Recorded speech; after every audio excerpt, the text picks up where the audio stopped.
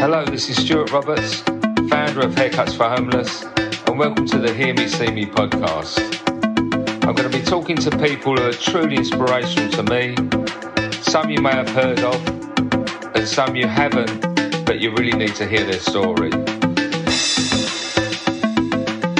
Hello, today this is Stuart Roberts from Hear Me, See Me podcast, and I'm talking to, it's a good friend of mine. It's her son, and she's told me all about him, but we've never spoke before. So I'm looking forward to this. Today I'm talking to Jonathan DeFrancesco. How you doing, sir? I'm good. Thank you so much. Thank you for the lovely intro.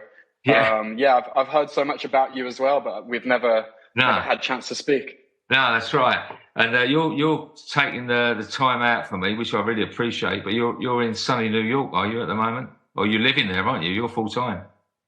Yeah, exactly. Yeah, it's been 4 years now. Still not qualified to be a real New Yorker. I think apparently it's a 10-year mark. Yeah, but we're slowly heading towards it. You're getting. But yeah.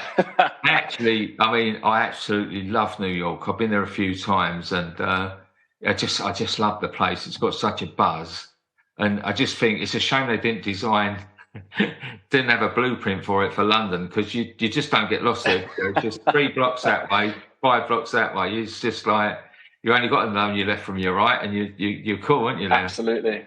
Yeah. Easiest city in the world to drive in, definitely. Yeah, it's amazing. Well, like how we know each other is your lovely mum, Jane. I've known her for quite some time now, because she set up our Haircuts for Homeless in Birmingham. Right. And she's a wonderful woman. I love her dearly. And she's told me that she's so proud of you, my friend.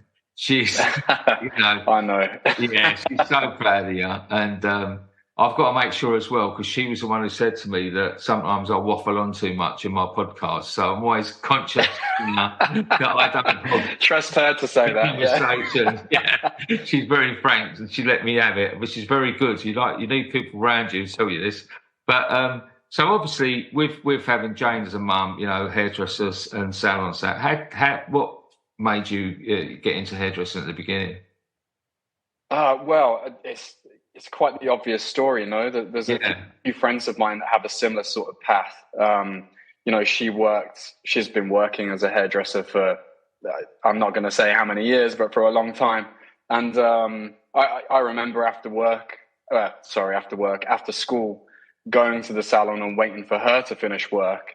And, you'd be playing in the reception, and you kind of had that connection to the salon your whole life. You didn't realize it at the time, but it's kind of being ingrained on your brain. You're seeing these people come in and go out. They're, coming in, maybe not as happy, and leaving very happy. It's like a very strange thing to see as a kid. And I suppose as I got older and, you wanted a little bit of direction for your kids, my mom was like, oh, maybe you should come into my salon and, do a couple of hours, wash this lady's hair, make a coffee, and maybe you'll make some tips. I was like, I'll take the money. So that's kind of how it started. Basically washing old ladies' hair and washing perms out. Oh, yeah. I love the smell. Yeah. You can't beat the smell of a perm in the morning, can you? I know. Now it's a weird that sulfur smell, which isn't the smell of our house, but it's like a warm reminder of being younger. It's like there's a little bit of nostalgia in with the perm solution. Yeah. So, how long did you go to mum straight from school? Did you work in the salon straight away? To be honest, I'm not exactly sure what age I was when I first did like a day of helping. But vaguely it was around 13, right, where, you're trying not to get into too much trouble and, trying to do something a little bit more positive. So she was like, come on, get in the salon. I think one of her staff was sick. Yeah, I think the girl that normally helped her at the time was ill. And it was Saturday morning. I was, a bit worse for wear. And, straight into it. And that was the first day. And to be honest, I hated it. I really hated it. It's, washing a stranger's head is quite strange as a 13-year-old. Like as a concept, it's like, oh, okay, I was in school yesterday playing with my friends, and now I'm washing an old lady's head who's complaining about everything. It's quite a contrast of life. But eventually you become, you find these people interesting, and they have amazing stories, and these people have lived lives, and I think because of the salons that my mom has always worked in, she's built up a clientele is really diverse. There's like ladies that are married to MPs, and then like the person that works across the street in the greengrocer. So you had that real breadth of community, which I now looking back on, I think I really, really enjoyed. Yeah. I think it's that thing of, if young people, if you learn to listen more, if you open your ears, you find out so much more about people. But when you're young, it's all this and not much of this, isn't it? I know, and that's good as well. Like I always I think having a bit of an attitude and a bit of bravado helps. But it's good to listen every now and again. Yeah. So was you pretty much hooked from the beginning of being a hairdresser, or did you want to be anything else? No, I think it was a slow start, really. Again, I think I was so young; it was almost hard to say what I wanted to do. I was skateboarding with my friends, and I thought that was the most important thing in the world. And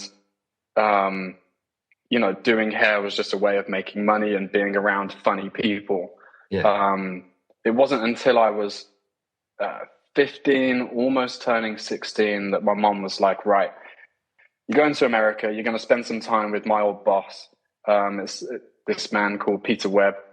He was like a fantasy hairdresser in the 60s. Did all like the competition run in Europe and in America, and him and his wife Shirley, who was also a fantastic hairdresser that won a lot of awards during that time. They ended up taking their family to America and settled in actually upstate New York in a town called Rochester. Wow. So she said, okay, let's go over there and let's see if you're any good, or see if he can give you the green light, or maybe teach you something and get an experience of somewhere that isn't just Birmingham, because Birmingham is, a small place after all. So after doing that trip, and I was there for a couple of months, and it's nice to meet other people your age and other guys doing hair, because it wasn't, going into a salon, I was the only guy, and it would be, around women a lot. And it was nice to walk into a place where it's like, oh, these people are cool, and we go play football after work, so I was like, oh, actually hairdressers are cool people, and they're artists, and they have like interesting hobbies, and it's not just winding perms and doing sets. And that's the great thing, though. So you went over there for a couple of months. What, you was only 16? I had my 16th birthday when I was there. Really? So I think, I'm not sure we actually finished school. I know that I got my GCSEs. But I don't think I think we just went to America. Right. I think that was the turning point. I was like, okay, there's competition. I had no idea there was competitions, or you could enter things and show your skill base. Oh, there's people that are doing extremely interesting haircuts, not just like classic shapes. And that was when I kind of caught wind of a few people like Trevor Sorby and, the greats that obviously they looked up to. And coming back to the UK, I was like, okay, how can I get into the place where, that level and quality of work is? So the aim was always to get to London and work for someone like a Sassoon or a Sorby or a Brooks and Brooks, or you name it, all the trendy places. But I ended up going to a salon in Birmingham city centre, a place called Benjamin Ryan Hair. Right. They have a salon still there, great people.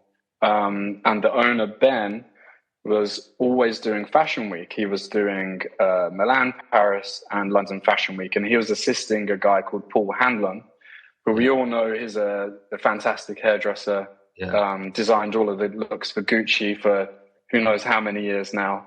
Yeah. And their old school friends is what I vaguely remember. Yeah. So I had that.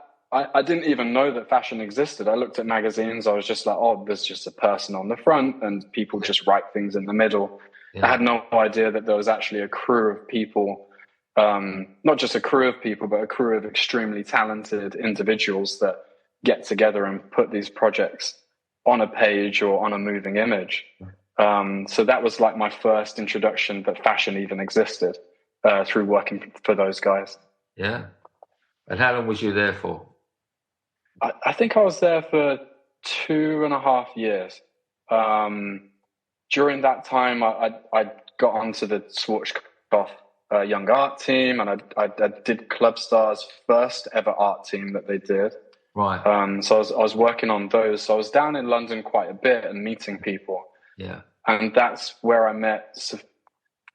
Actually, going back a bit, I met Sophia Hilton doing a Student of the Year competition. I won the age group beforehand, and she won the age group above. Right. And we stayed in contact. Right. And for going down to London for the Schwarzkopf and the Club Star art teams, which are fantastic, by the way. If anybody wants to do it, they have to do it because those people are so talented, and I learned a lot. Yeah. I owe a lot to those people. But obviously, being down in London, I'd stayed in contact with Sophia. Yeah. Sophia had then moved to Brooks and Brooks. Yeah. And I was like, okay, my friends at Brooks and Brooks, she's cool, she does amazing work. And then you look at the team and what Sally and Jamie are doing, it's just mind blowing. Yeah. How good this team is. They're, I call them proper hairdressers. I don't know what the technical term is. You offend 90% of the hairdressing population now. I know, but I just love how they did it. Yeah. I think at that time I needed that sort of passion and drive to be like exceptional, humble, and also just pushing boundaries. And at that time, that was who was doing what I thought was interesting. Yeah. Maybe if I went back to London and did it all again, it would be someone else. It depends how you feel at the time. I know Sophia and Sally, and they are, they still are the cream of the crop and doing amazing. Absolutely. Things. I love both of their personalities as well as human beings. They're amazing people, incredible people. Yeah. So you went into a great start there, didn't you? Absolutely.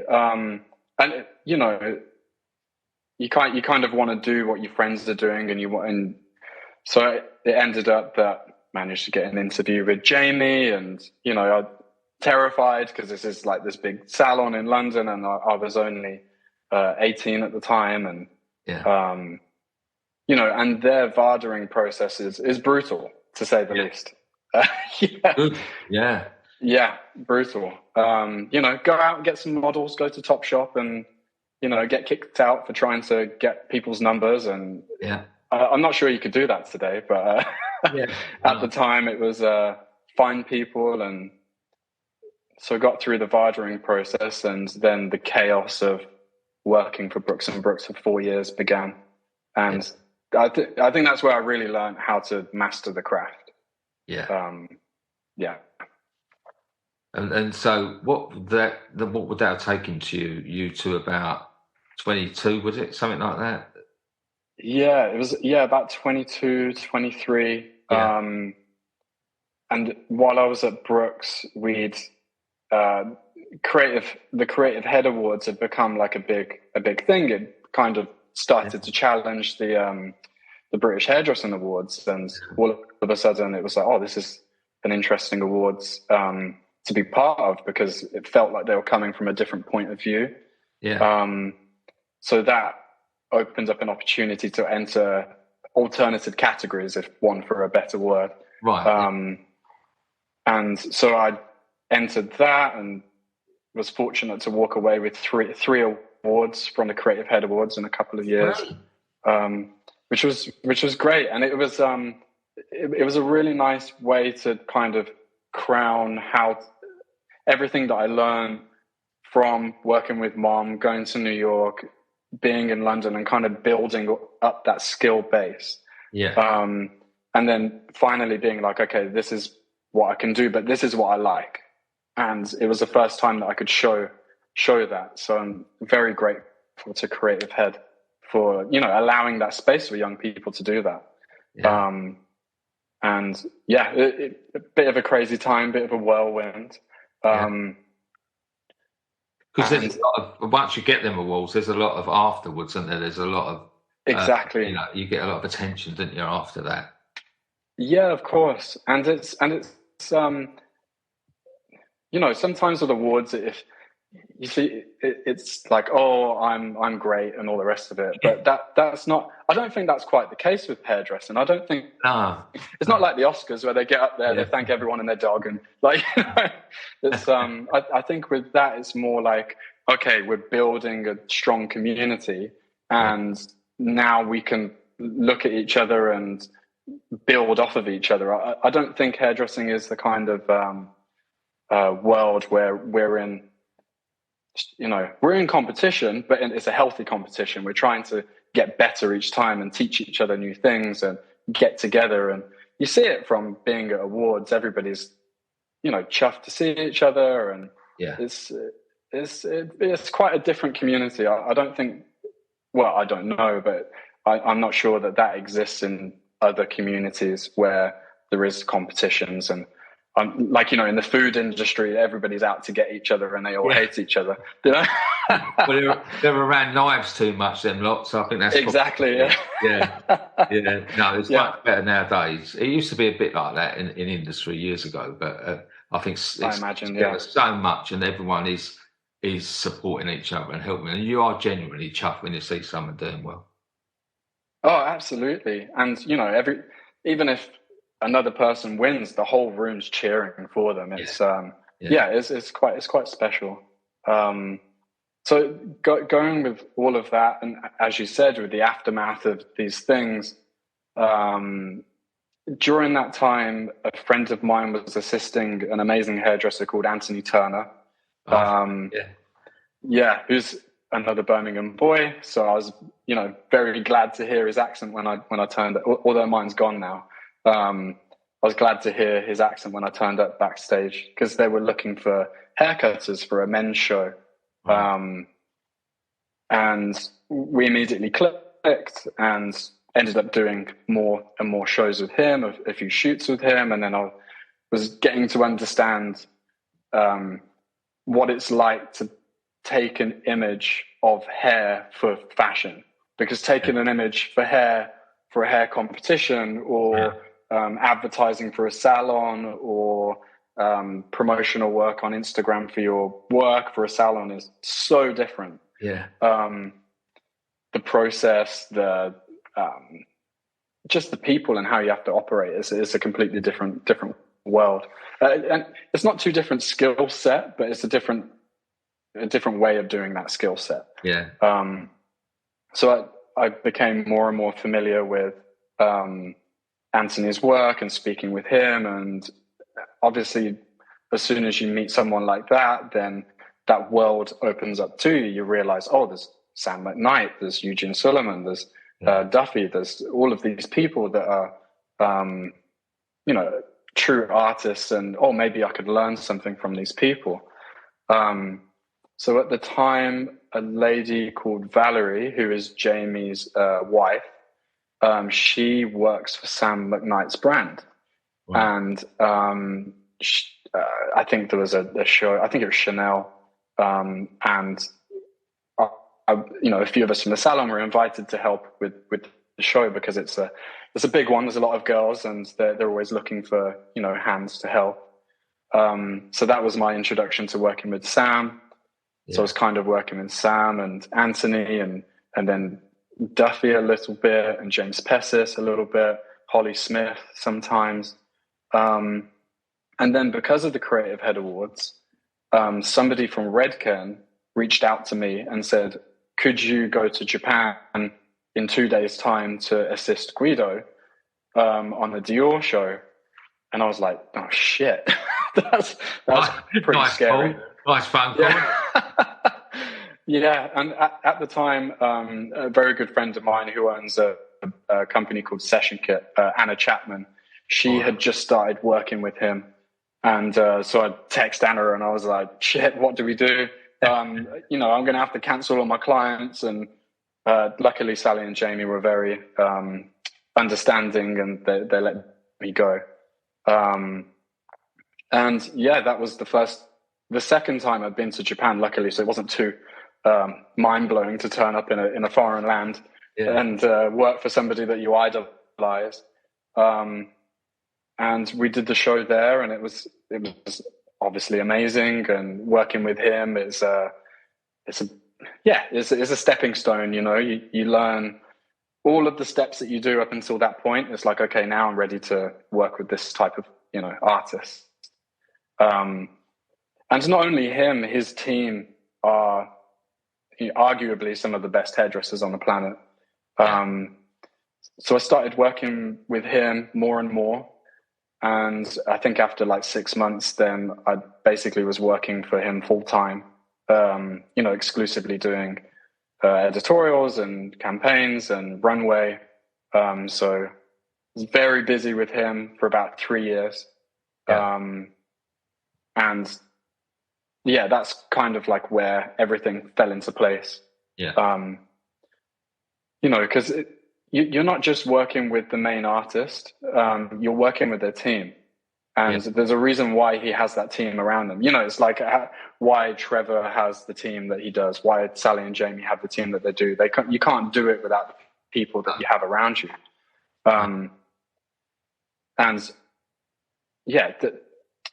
There's people like Sandy and Jean-Baptiste Santan, Andre, Anna Chapman, Joanna Nevis. There's this group of people that are just outstanding at what they do. And it was just working with those guys all the time and really mastering our craft and doing some of the most amazing jobs and traveling all over the world. And really learning what the fashion industry is and how chaotic it is, and how now I appreciate sleep. But it was an amazing few years. And after that absolute whirlwind, Guido was kind enough to give me some advertising, and he would let me go off and do jobs, as did other members of the team. We would go off and do jobs for him. And he was kind enough to let me use the images in my portfolio. And from that, a few agencies started to reach out. And I ended up going with an agency called LGA, run by Michelle Lacey. They're a fantastic agency. And that was like my beginnings of working for myself and learning what I've learned with Guido, but to do it on my own terms. And it just kind of snowballed from there. And then a few years later, I ended up signing with Streeters, which was a big thing. I said I wanted to sign with a big agency by the time I was 30, and I was 28, 29. So that was good going. And then ever since then, it's just been chaos, but good, and traveling all over the place and working with amazing people. And, I'm very much into photography, and I've managed to work with a number of my heroes.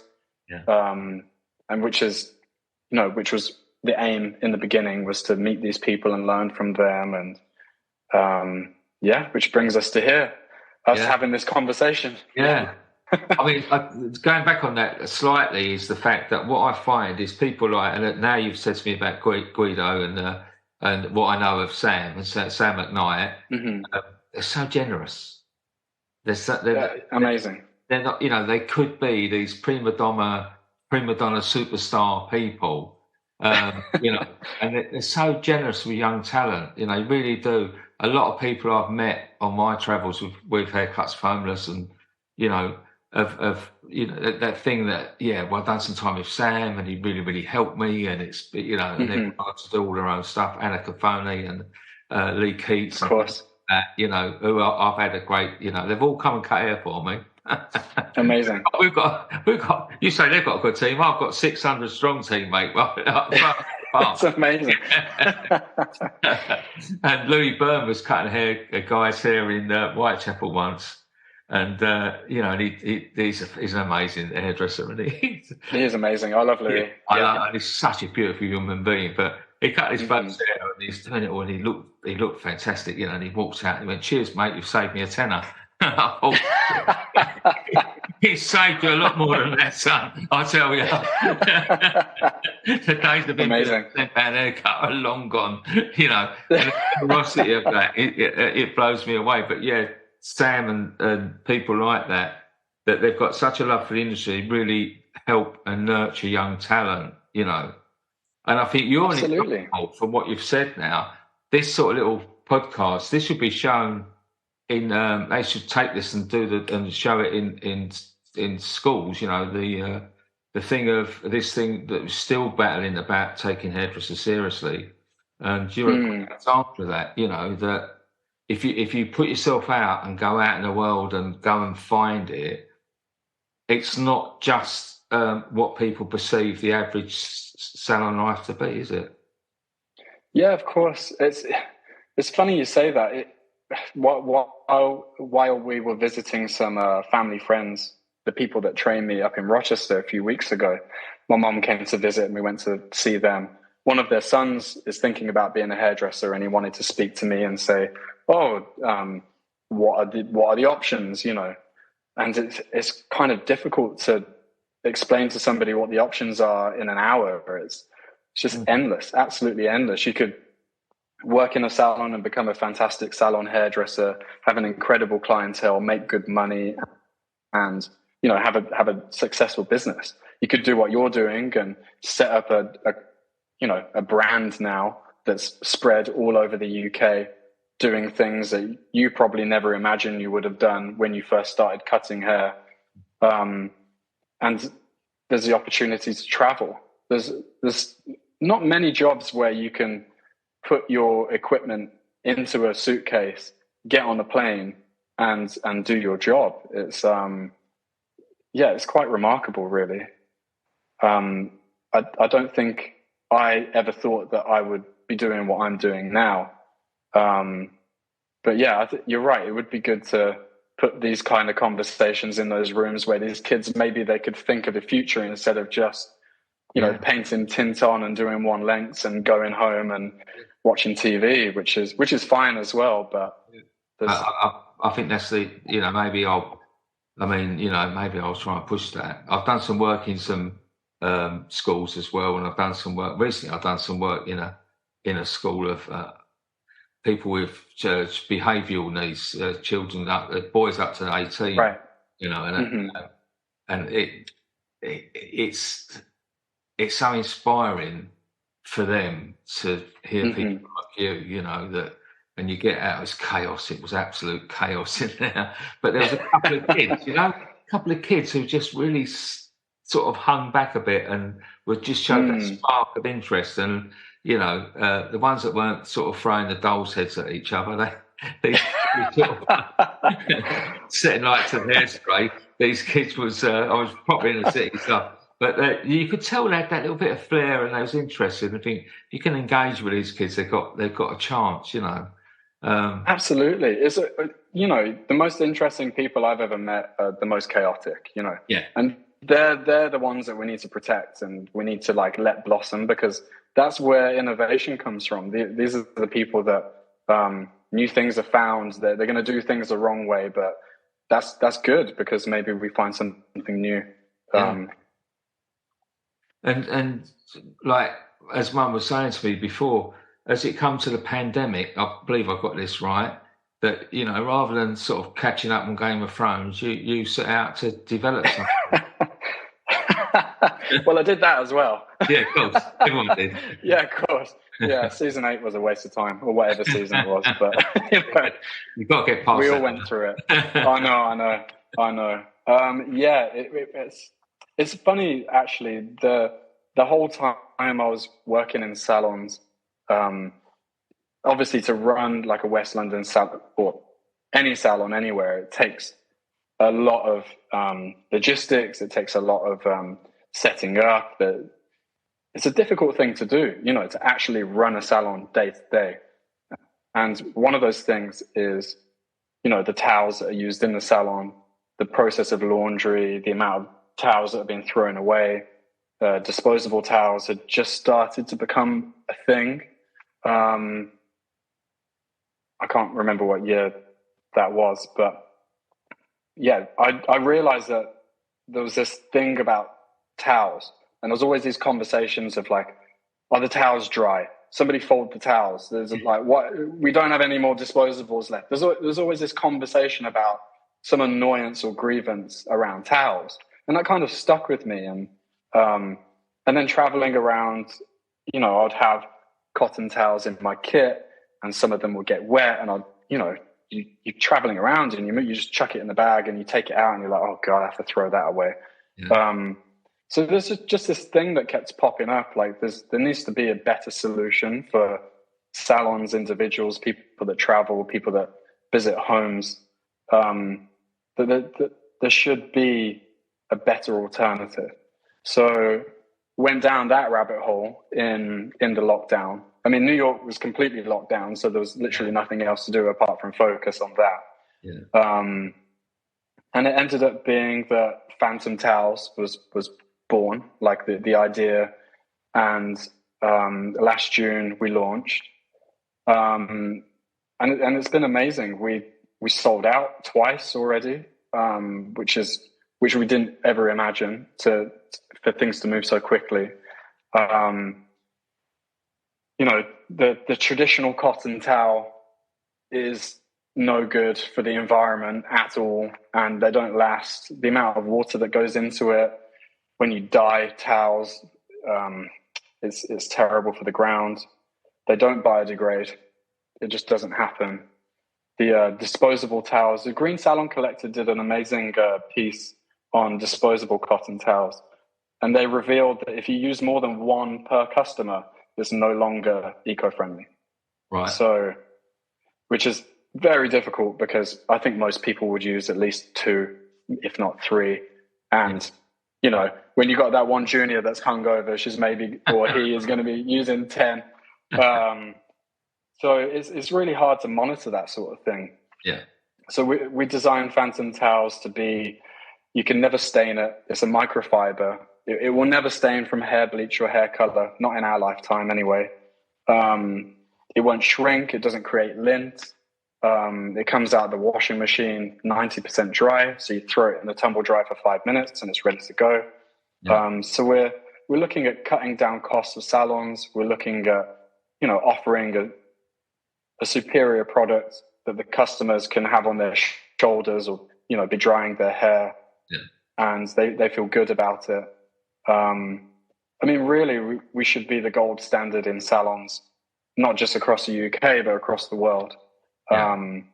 And that's where we're aiming towards with Phantom Towels. Because they're a larger towel as well, aren't they? You can put them. Exactly. Yeah. Exactly. So we originally designed the towels to be bigger for the color process. Yeah. So when obviously everybody has their habits, but the way us hairdressers do it, hi to the client, they sit down, coffee, magazine, the normal salon gown, then there's a plastic sheet put over the top, and then there's a towel tucked in, or whichever process that people like to do. But there's always this plastic sheet, and no matter what anybody says, that plastic is going in the bin. And where's it going? Landfill. Mm. So we designed the towel to be bigger so then it could accommodate for color services. So then not all color services. There's obviously going to be times where a plastic cape is warranted, people with very long hair or certain techniques that need it. But by eliminating plastic to a certain point on that part of the color process really, really helps. It reduces costs. As I said, the towel doesn't stain, so you could be balayaging and leaving bleach on the towel and it's never going to stain. And we've also just recently, about 3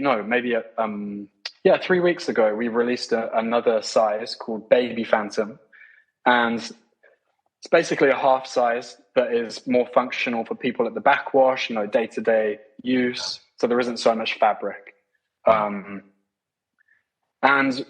a sneak peek, we are developing a turban as well. And that'll be aimed for people, almost like an aftercare solution for stylists and colorists to be able to offer to their clients. Yeah. So people that are having vivid colors done, especially people that like to, do their routine in the morning, they've got a vivid color and they're putting their hair in a turban to do their makeup or whatever they're doing that morning. All these turbans are getting stained. So we're going to be offering in the very near future a solution to that. So yeah, the brand is growing. Yeah, I can see that. You take me back to, because I had a salon for 30 years, and God knows how many of those plastic black disposable plastic capes you used to put on. Yeah, every colour, you get them on, and we used to have the permanent plastic ones on the back of the chairs to stop them getting. Right. You have the one that you tie around the neck over top of the gown, and then you'd use a towel, and like so many of them plastic ones. So I can really see that. Absolutely.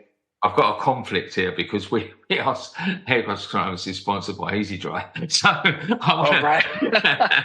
but I want to just say that I did check with Green Salon Collective at the time for the smaller sizes, and at the time the only and they was the ones that they said were the most biodegradable of those other ones of that size that we needed in particular. Right. But they might not chuck me off after this. No, not at all. I mean, every tool has its function. Of course. It's and how you operate your salon is up to you, or how you operate your business is entirely up to you. And it has to be the tool that's comfortable for you, your customers, your staff. It's just how you use the tools in your shop. I mean, I as soon as I heard about it, and Mum said to me as well that, I thought, what a fantastic idea, though, because the amount of these plastic capes is incredible. And I thought, how on earth has he got it so it don't stain? I mean, bleach. I've had bleach and black tint everywhere you can find it in my life. So right. 46 years, there's not a place on my body that's not had a bit of black tint or a bit of bleach burn.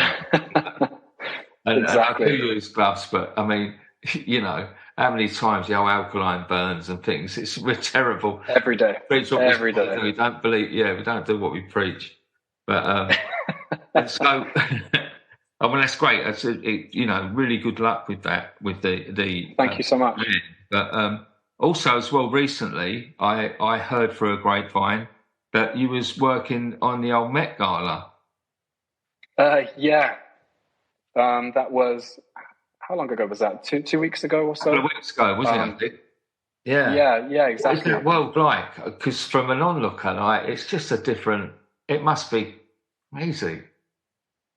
Yeah, it's exactly what you see in the pictures and the videos. It's complete chaos.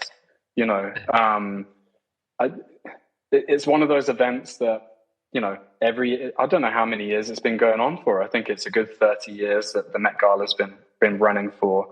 And obviously it's a time where every designer and every celebrity really wants to, make their mark and be the one that's photographed the most or have the best write-up. So obviously they bring in, everybody brings in their teams and they design a look around the dress or the suit or the gown that's been designed for them.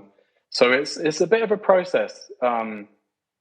You could go in and you do a couple of days worth of testing just to see what works best. And obviously, as we all know, things change last minute. So it's good to have an arsenal of ideas just in the background. And it's not just myself, but other friends that are working on it. You turn up with a number of suitcases and you have every trick up your sleeve ready to go. And there's a lot of pressure with that type of thing because there's a lot of eyes on it.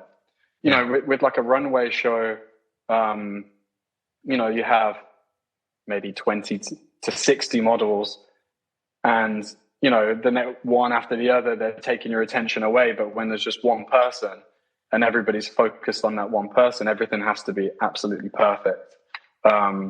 So it definitely brings in a different skill set. Doing the client that's in the salon that's leaving for her party that evening, you kind of, once she's left, you've forgot, but this person that you're doing for this event, you're freaking out. Yeah. They're freaking out because everybody's trying to take a picture, and they take the picture for a good 30 minutes and they move around and they're greeting friends, and there's a lot to handle. It's incredible the amount of work. It must be months and months and months of preparation for some of those looks. It's like the work that must be in it. The outfits as well as the hair, but the outfits themselves, And that, what was the one that stuck out for you this year?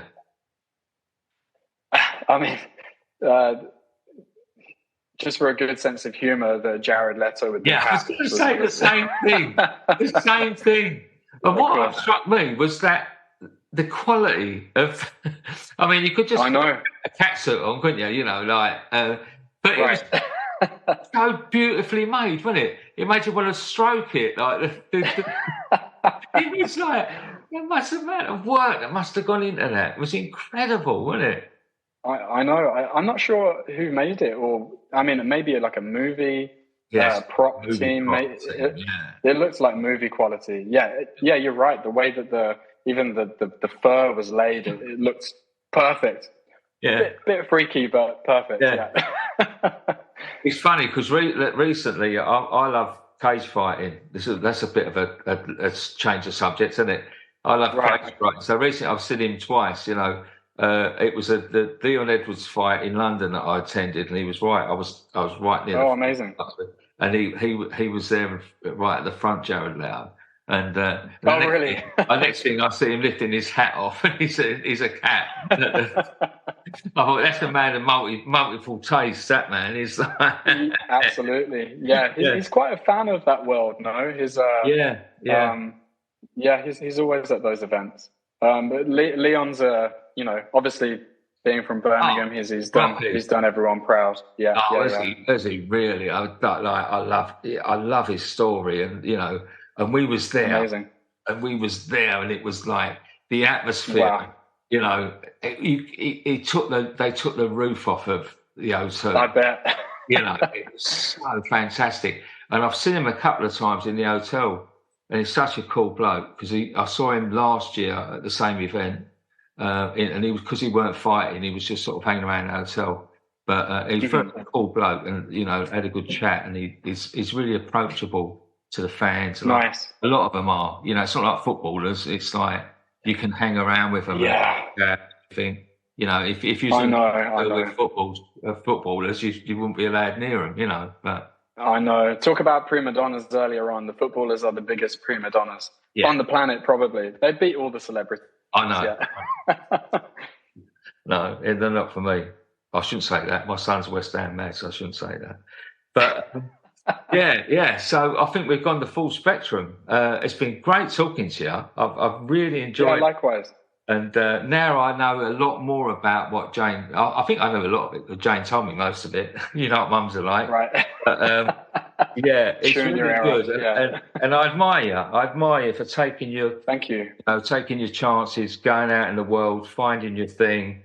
And it's and you are an inspiration to young people. And I will try and get this sent out as much as possible. So, Jonathan, thank you very much for your time. Thank you. Absolutely. And, at one point, I'll see you in Birmingham.